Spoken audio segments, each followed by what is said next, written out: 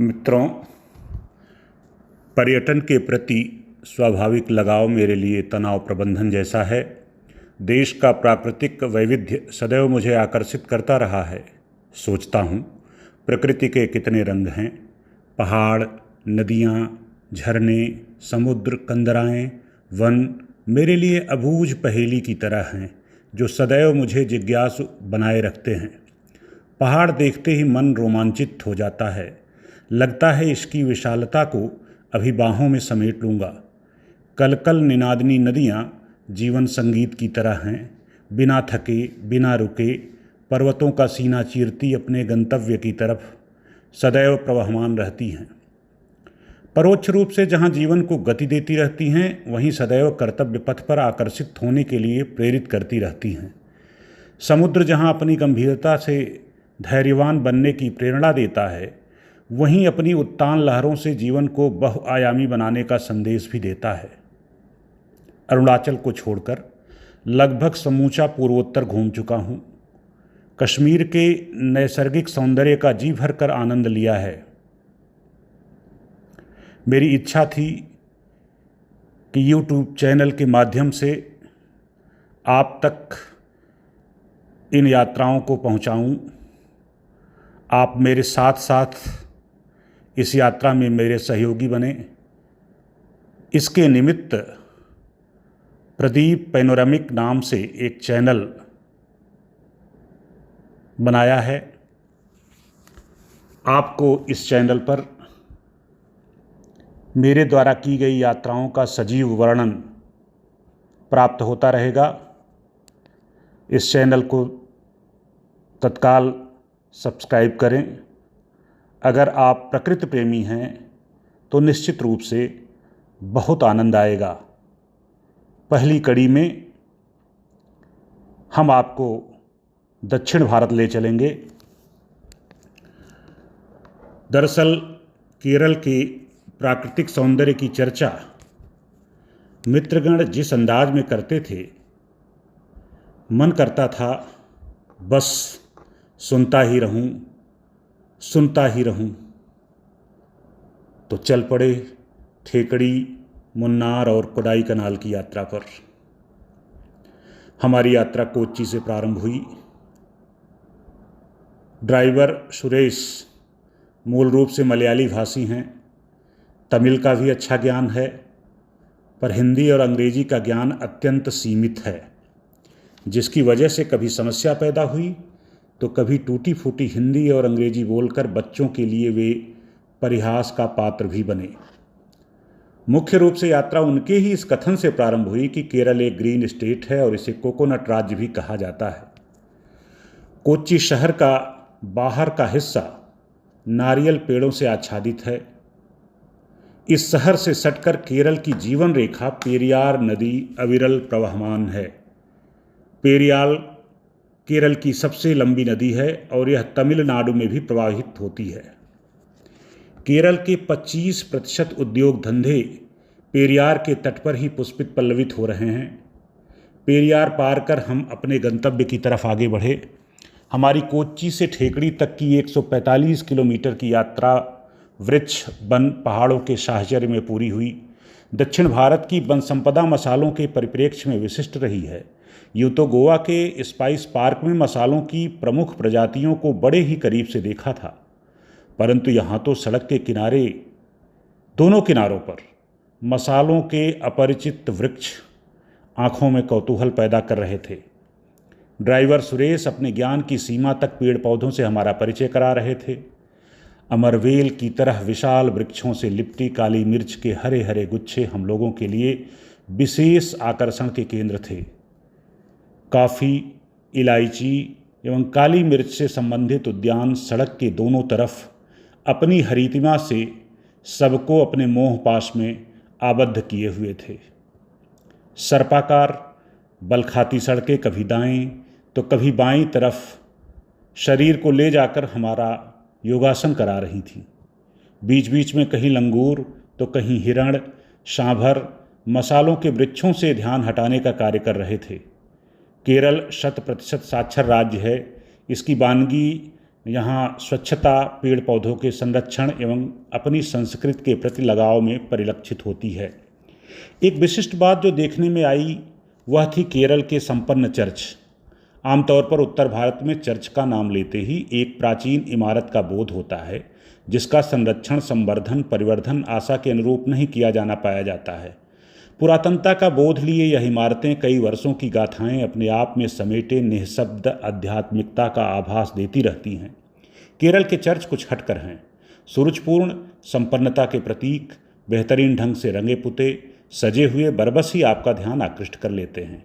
कोच्चि से ठेकड़ी के बीच में छोटी छोटी बाजारों में बड़े बड़े चर्च जीवंत, गरिमापूर्ण और केरल की संपन्नता के प्रतीक के रूप में खिलखिलाते हुए दिख रहे थे।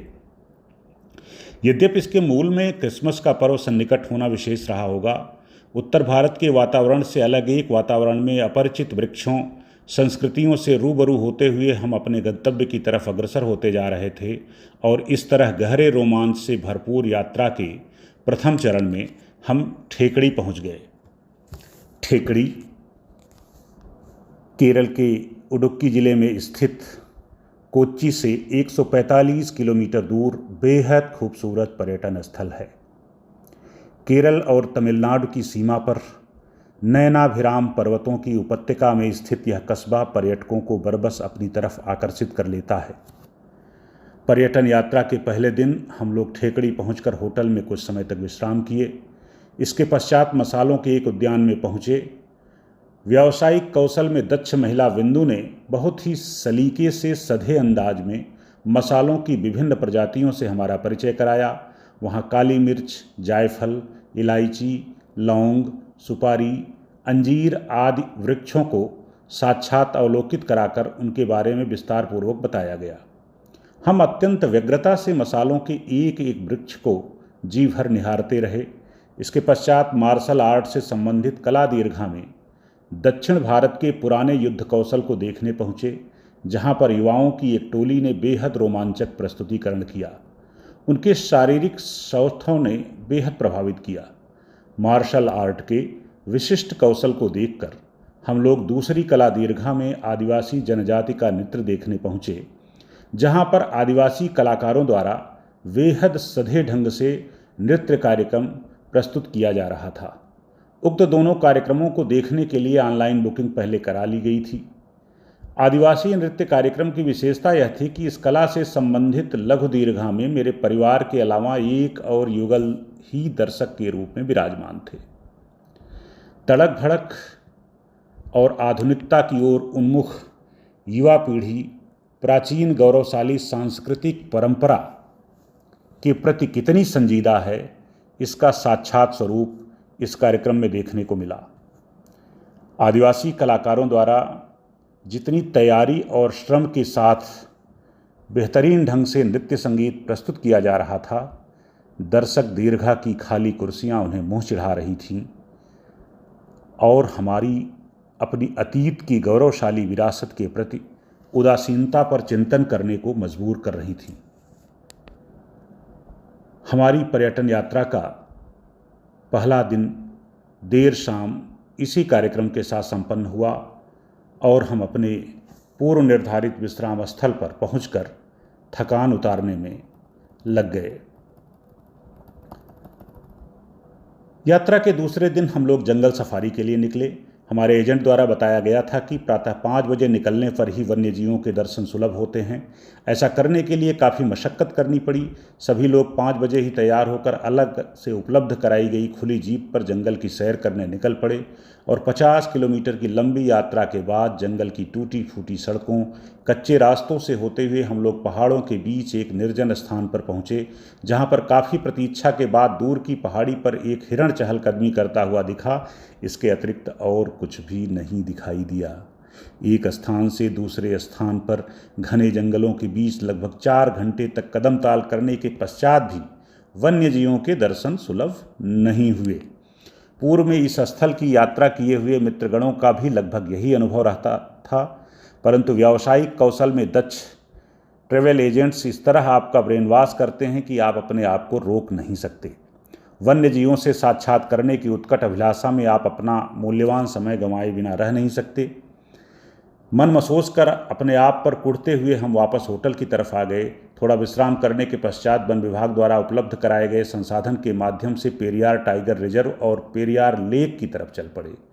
ठेकड़ी कस्बे से पेरियार लेक के बीच की दूरी घने जंगलों के बीच से होकर गुजरते समय छोटे मोटे वन्यजीवों के दर्शन हुए, परंतु कुछ विशेष उपलब्धि हासिल नहीं हो सकी। हम लोग स्टीमर में सवार होकर विशाल पेरियार लेक की सैर करने निकल पड़े। लगभग 25 लोगों का समूह स्टीमर के माध्यम से पेरियार लेक की सैर करता हुआ आनंदित हो रहा था।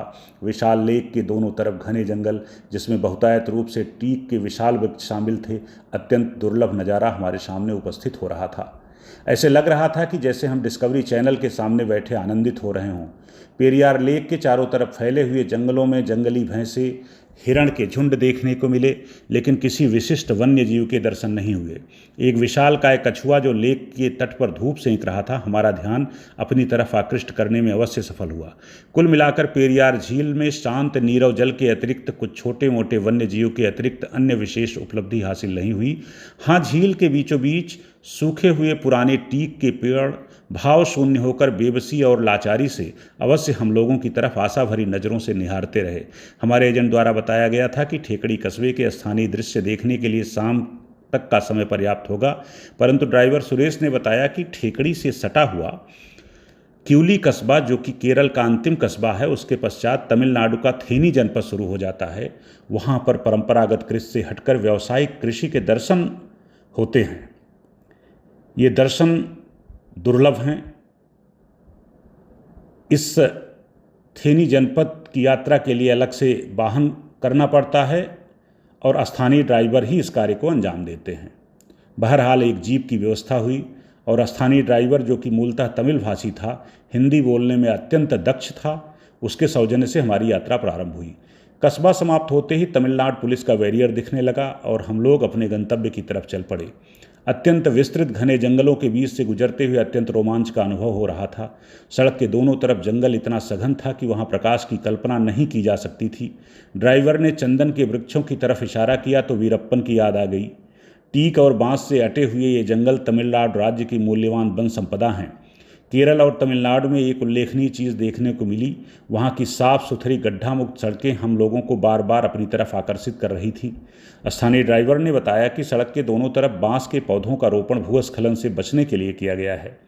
रास्ते में अंग्रेजों द्वारा बिछाई गई विशालकाय पाइपलाइन ड्राइवर द्वारा दिखाई गई, जो कि ऊपर से नीचे तक कई पहाड़ियों के मिलन बिंदु पर अनवरत शोभायमान हो रही थी। उस तकनीक को देखकर रोमांच हुआ। हम लोग आगे बढ़ते गए। लगभग 25 किलोमीटर की यात्रा कर लेने के पश्चात सड़क के दोनों तरफ विशाल क्षेत्र में फैले हुए नारियल के बागान अत्यंत आनंद की अनुभूति करा रहे थे। पीले पीले नारियल के फलों से लदे हुए वृक्ष बरबस ही हम लोगों का ध्यान आकृष्ट कर रहे थे। ड्राइवर ने जनपद मुख्यालय को जाने वाली सड़क से गांव की तरफ अपनी गाड़ी मोड़ दी और हम लोग गांव का आनंद लेने के लिए निकल पड़े। गांव में व्यापक रूप से अंगूर की खेती की गई थी। काले अंगूर की यह प्रजाति हृदय को रोमांचित करने लगी। हम लोग वहां से उतरकर बागान के अंदर घुस गए। बागान के मालिक ने हमारा स्वागत किया और बताया कि किस तरह से हम इनकी खेती करते हैं। यह एक अलग अनुभव था। इस तरह काले अंगूर से लदे हुए पौधों को देखने का। वहाँ से परिवार के सभी सदस्यों ने फ़ोटो खिंचवाई और इसके पश्चात हम लोग गांव की पगडंडी से होते हुए आगे का नज़ारा देखने के लिए निकल पड़े। सड़क के दोनों तरफ व्यावसायिक कृषि का उन्नत स्वरूप देखने को मिला। केला, करेला, खीरा, टमाटर, गोभी, बैगन, कुंदरू आदि की उन्नत प्रजाति हमारे यहाँ होने वाली परंपरागत कृषि के बारे में सोचने के लिए मजबूर कर रही थी। लगभग 3 घंटे की यात्रा में हमें कहीं भी गेहूँ और धान की खेती के दर्शन नहीं हुए। केले की उन्नत किस्म की प्रजातियों की नर्सरी और विकसित केले के बड़े बड़े पौधे और उसमें लगे हुए फल एक बहुत ही सुंदर दृश्य उपस्थित कर रहे थे। उन्हें देख करके रोमांच हो रहा था। बच्चे पुलकित हो रहे थे क्योंकि ऐसा दृश्य हम लोगों ने कहीं नहीं देखा था।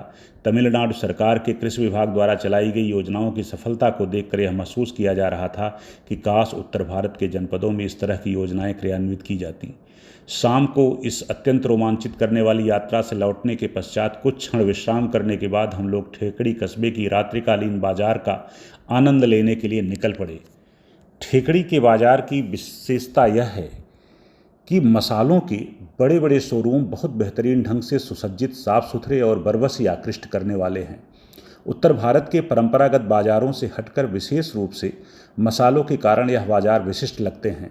चहलकदमी करते हुए, गरम गरम कॉफ़ी का आनंद लेते हुए, कौतूहल भरी नज़रों से बाजार, यहाँ के निवासियों को देखते हुए हम लोग अपने विश्राम स्थल की ओर चल पड़े। एक और विशिष्ट तथ्य का उल्लेख अगर न किया जाए तो यह यात्रा वृत्तांत अधूरा ही लगेगा। कोच्चि में ही हमें काले काले वस्त्रों में नंगे पांव लोगों का समूह सिर पर एक विशेष सामग्री रखे हुए दिखाई देने लगा। ड्राइवर से पूछने पर उसने बताया कि यह सब सबरीमाला के यात्री हैं और सबरीमाला के दर्शन हेतु यह कठिन उपक्रम करते हैं, नंगे पांव यात्रा करते हैं। ठेगड़ी कस्बों की दुकानों में केले के पीले पीले चिप्स प्रायः हर दुकान पर दिखाई देंगे। ड्राइवर ने बताया कि यह पूजा सामग्री के रूप में सबरीमाला में अध्यर्पित की जाती है। शाम को जब हम लोग ठेकड़ी कस्बे में टहल रहे थे तो जगह जगह काले वस्त्रों में सबरीमाला भक्तों का विशाल झुंड देखने को मिल रहा था। 100% साक्षर केरल प्रदेश की आध्यात्मिकता से ओतप्रोत संस्कृति का यह विशिष्ट पहलू था। आज के इस अंक में बस